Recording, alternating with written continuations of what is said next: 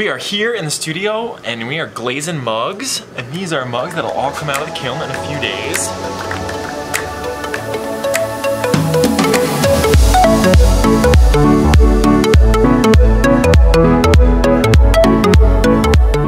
What's up guys? I'm John the Potter and welcome back to another pottery video. Today we are unloading kiln number 5. So we are unloading this kiln. So we got everything glazed in here, and we'll be back in a couple days to unload what's in here. If you watched the last video about carving the luminaries, those are in there, along with a bunch of mugs and bowls and some other stuff. So we are gonna do it. All we gotta do is press start, and then we're gonna snap our fingers. It'll be 2 days later. Ready? It's 2 days later. And my hair's a little longer, my beard's a little longer. We are a little closer to summer, except for it's about to snow like a foot, so maybe we're not closer to summer. Maybe we're closer to the longest winter, the winter that never ends. Well anyway, I got my coffee. We're gonna unload this kiln, and I'm super excited for what is in there. I tend to say I'm excited a lot, but I guess I'm just a generally excited person when it comes to pottery and making pottery and drinking coffee and living life, you know what I mean? Those luminaries are in there that we just made. If you watched the last video, if you want to see that video, go back and watch the last video because we're gonna pull them out now. Hopefully it turned out. I know that they look cool before we put them in, so alright, let's do it.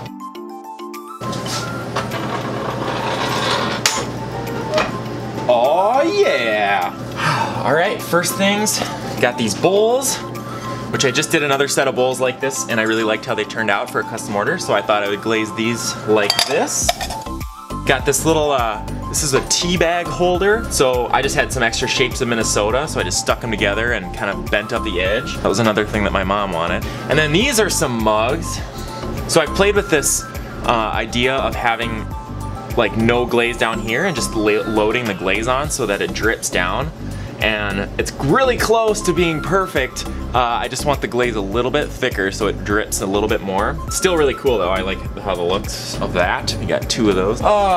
Same idea with these. So see there, we get some good drips going. But right here, there's no drips, which I would like to. It still looks really thick and like it's kind of just like this frosting that's gonna fall off. So I got 4 of these guys. So I still like these. This one's actually the best one. So last thing on this top shelf is a pour over, and this turned out so awesome. So I'm gonna be doing a video probably next week about how to make these coffee pour overs. And so basically it's great for a 1 cup. If you've never seen these are all the rage nowadays. So it's got a handle on it, it's got some holes in the bottom, so you put a filter in there, put the coffee beans, pour the water over top, and you can make a single serve, and it's just as good as any coffee machine. You don't need any power. Super happy with that. The only thing that I worry about with these is these holes on the bottom, these 3 holes. Sometimes the glaze can pool in there. Watch out for the next video. All right.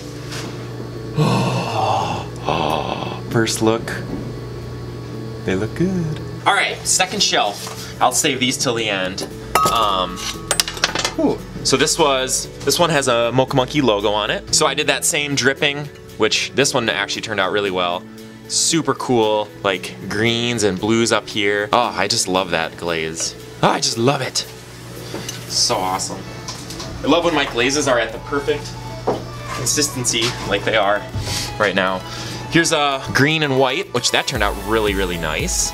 Wasn't so sure on that, I only did 2. When I'm not totally sure that it's gonna work out, I only do a couple. Then these green ones, I knew these would work out because I've done a few of those recently. And then the luminaries. Luminaries. So there's the blue. Oh, that turned out so good. So good. And then this green one, which the green's been kind of thin, and that turned out really, really nicely. Oh, those are sweet. And then the black one. And that turned out very nice as well. I'm gonna move those before I break them.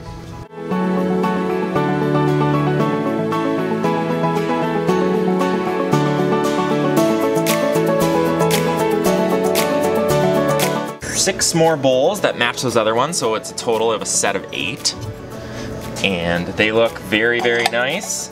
Got a tiny little like swirl in there, which I really like that. I like how that just shows up really subtly. That's pretty cool. And we're getting pretty close to I know that my glazes are at the right consistency when I put them on, and then the glaze drips right to the bottom but doesn't drip off. But we're getting close. We don't want our glazes to get any thicker than they are right now.